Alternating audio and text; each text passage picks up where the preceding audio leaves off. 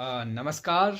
मैं आपका दोस्त तेजिंदर आज एक नई बुक का रिव्यू करने आया हूँ आपके साथ। हालांकि ये बुक जो है ये काफ़ी ज़्यादा पढ़ी जाने वाली किताब है। पहले मुझे लगा मुझे इसके बारे में नहीं बताना चाहिए, क्योंकि जो इतनी ज़्यादा फेमस है वो मेरे बताने से क्या होगा। लेकिन फिर भी मुझे लगा मेरी फ्रेंड लिस्ट में कुछ ऐसे भी लोग हैं जिन्हें नहीं आइडिया कि ये कौन सी बुक है। The monk who sold his Ferrari. सुनने में ही काफ़ी अट्रैक्टिव सा नाम है। A fable about fulfilling your dreams and reaching your destiny. काफ़ी ज़्यादा प्यारी बुक है दोस्तों। एक्चुअली शुरुआत कैसे होती है, जूलियन मेंटल के एक लॉयर के नाम से, जो काफ़ी ज़्यादा अमीर है इस बुक में। और इतना अमीर है कि वो अपनी एक वीआईपी ज़िंदगी जीने के लिए काफ़ी है। और दूसरा, वो इतना ज़्यादा प्रॉस्पर है कौन वो आखिर एक लॉयर है, एक वकील है जो काफ़ी ज़्यादा रिच है। लेकिन वो अपनी इस मटेरियलिस्टिक दुनिया में, इस मटेरियलिस्टिक वर्ल्ड में इतना खो चुका है कि वो अपना वास्तविक जीवन ही भूल चुका है। रुको, मैं अभी कुछ बताना भूल गया। दरअसल रॉबिन शर्मा ने इंडियन रीडर्स के लिए कुछ कहा है, तो उसको पढ़ते हैं। दरअसल वो इंडियन राइटर्स के लिए बहुत कुछ कहते हैं। इवन उनके द्वारा जो लिखी गई लाइन है मुझे काफ़ी पसंद आती है। वो लिखते हैं, it is truly a joy to write this special foreword to the monk who sold his Ferrari for my beloved readers in India, a country that is so very close to my heart and a nation that is at the centre of this story. I know this book will inspire you to fulfill your greatest dreams and live your absolute best life. Thank you for having the courage to pick it up.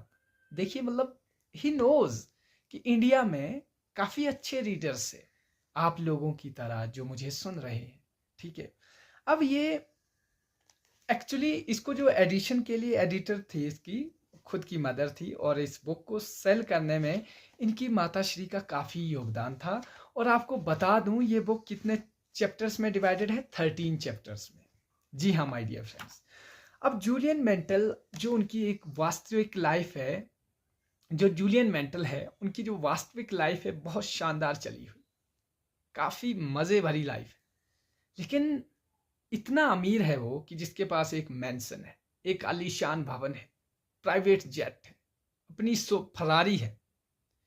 अगर ऐसा आदमी है तो क्यों ना जिए कोई अपनी वीआईपी लाइफ, क्यों ना जिए? आप लोग भी चाहते हैं कि आपके पास फरारी हो, एक वीआईपी गाड़ी हो, आलीशान महल हो, फिर किसकी ज़िंदगी बेटर ना हो। लेकिन यही इस स्टोरी में यही चीज़ें दिखाती है कि क्या है आखिर। और वो अपने जीवन में इतना मतलब केस जीत चुका है, इतना रईस आदमी है, इतना फेमस सेलिब्रिटी है कि मतलब समझो, लाइक हमारे यहाँ अंबानी है जैसे बड़े बड़े लोग हैं। ठीक है, अब यहाँ पे दिक्कत ये है कि उसकी जो व्यक्तिगत जीवन है वो अच्छा नहीं है। उसका डाइवोर्स हो चुका है और 53 एज में वो 80 का लग रहा है। एट द एज ऑफ 53 ही अपीयर्स एज 80 ईयर्स ओल्ड। तो 80 ईयर्स का लगना कहीं ना कहीं उसने अपने जीवन को इतना बिजी कर दिया है कि उसके लिए अपनी लाइफ का कोई महत्व नहीं है, कोई मीनिंग नहीं है। कि वो आया तो है क्या, इन्हीं मटेरियलिस्टिक चीज़ों के लिए आया। और सडन एक दिन कोर्ट में ट्रायल में उसको हार्ट अटैक आ जाता है। जैसे कैसे वो हॉस्पिटल आईसीयू में पहुंचता है, डॉक्टर्स उसको मतलब सेव तो कर लेते हैं, लेकिन डॉक्टर्स कहते हैं कि यू नीड रेस्ट। अब तुम्हें जो है प्रॉपर रेस्ट की ज़रूरत है। तुम बच तो गए हो, लेकिन तुम्हारे दिमाग को बहुत रेस्ट चाहिए। अब उसे जीवन के मायने समझ आने लगे। जूलियन मेंटल अब समझने लगा कि मैंने जीवन में क्या खो दिया है। अब उन सबसे निजात पाने के लिए वो सबसे पहले अपना घर बेच देता है, फरारी बेच देता है, बहुत कुछ बेच देता है जो उसके पास मटेरियलिस्टिक थिंग्स थी। अब ऐसा मत समझना कि आप लोगों ने भी अपना घर बेचना शुरू कर देना, ये नहीं है। The purpose of this book, the message and moral of this book कि क्या है वो समझेंगे स्टोरी के माध्यम से।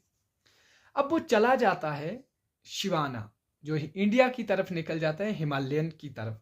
शिवाना एक सिद्ध योगियों की बस्ती है जहाँ पर बहुत पीसफुल इन्वायरमेंट है, काफ़ी शानदार। आप इमेजिन कर सकते हैं एक ऐसा जंगल जहाँ पर सिर्फ पेड़ है और वहाँ पे चहचहाते पक्षियों की धुन है और इसके अलावा कुछ भी नहीं है। Just imagine, imagine yourself and you will realise that really it is very peaceful. जहाँ पर आप अपने मन की आवाज़ को भी सुन सको, ये एक ऐसी जगह है। अब होता क्या है, जब वहाँ पे वो बड़े सारे सिद्ध योगियों से मिलता है, कहीं भी उसको मतलब मीनिंग नहीं मिलता है लाइफ का। तो अब यहाँ पे होता क्या है, अब वहाँ पे योगी रमन ने मिलते हैं उनको, वो उनको पूछता है कि लाइफ का मीनिंग क्या है, तो वो उसको समझाते हैं, बताते हैं कि इमेजिन करो अपने आप को एक गार्डन में। वो उसे कहते हैं कि इमेजिन करो जूलियन मेंटल को कि एक गार्डन में, और वहाँ पर एक लाइट हाउस है, और वहाँ से एक सुमो नामक का पहलवान निकलता है जिसने अंडरवियर पहना है, एक धागे से, मतलब धागे, आप जस्ट इमेज में देख सकते हैं इस तरह का लाल रंग, और वो बाहर निकलता है और वहाँ पर एक गोल्डन वॉच देखता है, और गोल्डन वॉच उठाते ही गिर जाता है, और वहाँ पर रोज है, फ्लावर्स है, फ्लावर्स की खुशबू से उसे फिर से वो उठ जाता है, और तब वहाँ उठने के बाद उसे गोल्डन पाथ दिखता है, डायमंड पाथ, और वहाँ से निकल जाता है और झूमता हुआ खुशी से। ये है एक स्टोरी। अब इस पे जूलियन मेंटल गुस्सा हो जाता है, अरे व्हाट रविश इज दिस, ये क्या मजाक है, क्या फिजूल की बात है। अब यहीं से जो है वो उसको इस कहानी का सार समझाता है। अब मैंने जैसे लाइन बाय लाइन मैंने लिखा भी है कि यहाँ पर जो शानदार बगीचा है उसका जो मेटाफोरिकल मीनिंग है, that is your mind, control your mind, master to be your mind. क्या है ये, कि जो हमारे पॉजिटिव थॉट्स होते हैं, जो हमारे माइंड की एनर्जी होती है, यही हमारा गार्डन है। गार्डन में अगर आपके थॉट्स जो है ये अच्छे नहीं होंगे, अगर आप नेगेटिव विचारों से भरे हुए हैं, तो आप सोचो आप कैसा आप जीवन जी रहे हैं। समझ रहे हैं, आपके माइंड में लव, काइंडनेस, सिंपैथी, प्यार, सद्भाव, ये सब भरे होने चाहिए। ये है गार्डन एक, जहाँ पर गार्डन में क्या मतलब, जस्ट इमेजिन करो एक प्यारा सा गार्डन होता है, वहाँ पर कितनी सारी प्यारी प्यारी चीज़ें होती है, तभी तो वो गार्डन है। आपका माइंड भी गार्डन की तरह होना चाहिए। That is the beauty of Robin Sharma. See, दूसरा है लाइट हाउस। आपने कभी लाइट हाउस के बारे में सुना है? लाइट हाउस किसका काम करता है?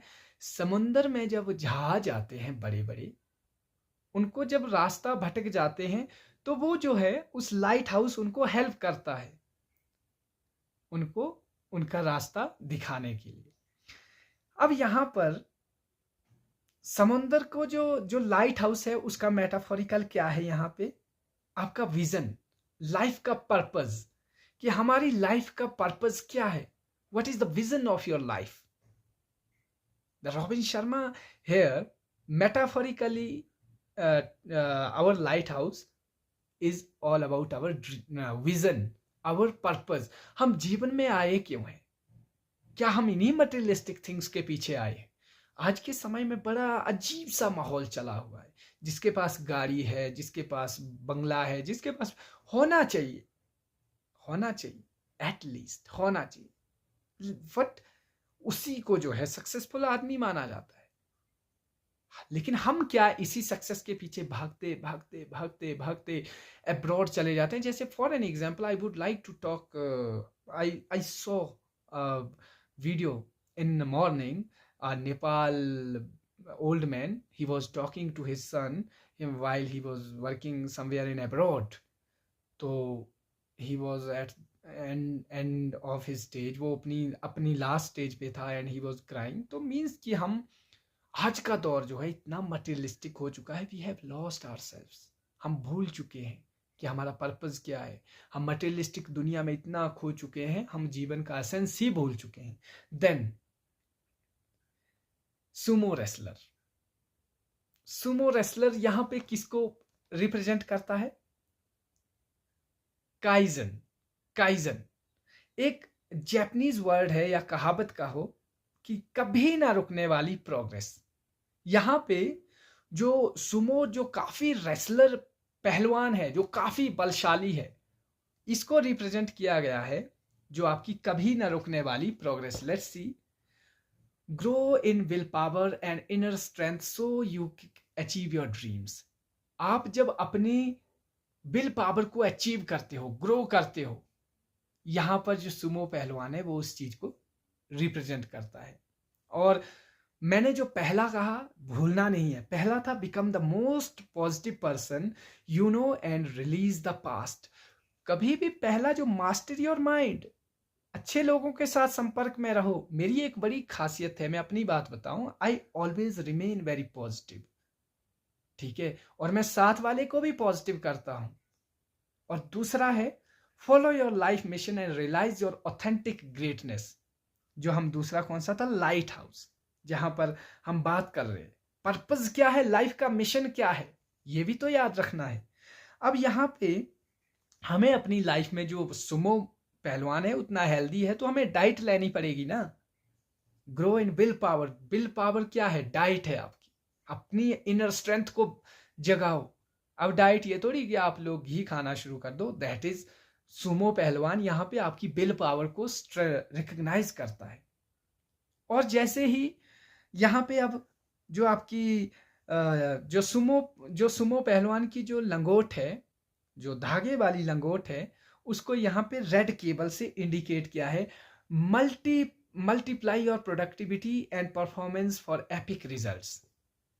अब सुनो, वो इतना बारीक है कि टूट सकता है, जो रस्सी से बना हुआ उसका अंडरवियर है, बट इतने सारों से मिलके वो क्या बन गया है, स्ट्रॉन्ग, काफी ज्यादा स्ट्रॉन्ग हो गया, उसको नो वन कैन ब्रेक, मतलब उसको फाड़ नहीं सकता कोई, व्हाटएवर। तो यहां पे इस चीज को बताया गया है कि अपनी इनर छोटी छोटी एटॉमिक हैबिट्स जो होती है, छोटी छोटी हैबिट्स को जो है इंक्रीज करो, वहीं से आप क्या बन जाओगे, एक स्ट्रेंथन्ड आदमी बन जाओगे, ठीक है। छोटी छोटी चीजें क्या होती है, हमारा डिसिप्लिन। जब हम सुबह उठते हैं क्या करते हैं, उठने के बाद हमारी क्या रूटीन है, सोने तक की सबसे छोटी छोटी छोटी छोटी आदतें जो है, हालांकि 21 days enough to make an habit to your routine, लेकिन मतलब यहाँ पे रॉबिन शर्मा कहते हैं कि शायद मुझे लगता है कि 66 डेज जो है किसी रूटीन को, मतलब अगर आप फॉलो कर रहे हैं तो वो आपके जीवन में क्या बन जाती है, एक आदत बन जाती है, ठीक है, आपकी परमानेंट हैबिट बन जाती है। तो वो 66 डेज के लिए आपको एक छोटी छोटी छोटी हैबिट्स को जो है ध्यान में रखना पड़ता है। और गोल्डन वॉच क्या है,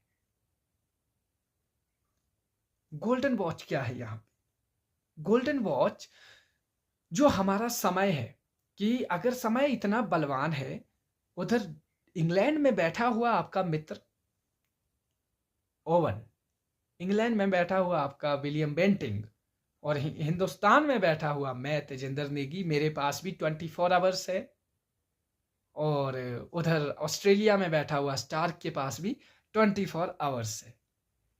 लेकिन समय इतना बलवान है कि सुमो पहलवान जैसा आदमी भी गिर सकता है। आप समझ पा रहे हैं, यहाँ पे जो बताया जा रहा है कि समय इतना बलवान है कि सुमो जैसा पहलवान भी क्या हो सकता है, गिर सकता है, कि आपको अपने समय की कदर करनी है। मेन चीज क्या है, गोल्डन वॉच, हमारे पास समय की बहुत कमी है, बड़ा शॉर्ट टाइम है। इस अवेलेबल टाइम में आप लोग क्या कर सकते हैं, जो आपके पास है उसमें क्या कर सकते हो, अवेलेबल सोर्स में क्या कर सकते हो, इस पर ध्यान देना है। जो तीसरा था वो था आपका रोज, जब वहां पे फूल थे, जो फूल देखे होंगे आपने, जब वो खुशबू से जो है उठ जाता है आपका सुमो पहलवान। तो ये जो है it represents kindness, selflessness and help others, humanity. कि लाइफ में आपकी आदत होनी चाहिए कि आपके जीवन ये नहीं होना चाहिए कि you are only selfish person, आप अपने ही बारे में सोचे जा रहे हो। आपका जीवन ऐसा होना चाहिए कि औरों की भी तो हेल्प करनी है। आप जीवन में आए हैं, आप जीवन में आए हैं तो अपने ही लिए नहीं हो, ठीक है, औरों की हेल्प करो। आपके होने से कितनों का फायदा हो जाता है। जैसे मैं आपके लिए वीडियो बना रहा हूँ, मुझे नहीं लगता कि आप लोगों का फ़ायदा होगा नहीं होगा, लेकिन मैं मन में सोच रहा हूँ कि शायद इस किताब को पढ़ने के बाद, मेरी बुक रिकमेंडेड करने के बाद कईयों का तो फ़ायदा होगा। That is my purpose. तो ये kindness, help others without any intention, selfless होके किसी की हेल्प करो। द पाथ ऑफ डायमंड, जो अब वो उस डायमंड के रास्ते से जाता है कि वो जो हीरे है ना, जो खुश होके सुमो जाता है, वो एक्चुअली शो करता है कि छोटे छोटे पलों को जीना शुरू कर दो। मैं इस चीज़ में बड़ा विश्वास रखता हूँ। मैं जहाँ पर होता हूँ मैं उन पलों को जीता हूँ, कोई परवाह नहीं। बस कभी जीवन में अच्छे काम करते रहो, कभी गलत मत सोचो किसी के बारे में, किसी का बुरा मत सोचो। Never thought bad about anyone, ठीक है। और अगर पलों को जीना है तो आज में जियो, है ना। Never never live in past. तो ये 7 लेसन जो थे काफ़ी ज़्यादा प्यारे थे और मुझे लगता है कि ये आपको पढ़नी चाहिए। अगर आप लोगों को अच्छी लगती है मेरी नरेशन तो चैनल को सब्सक्राइब करना ना भूलें।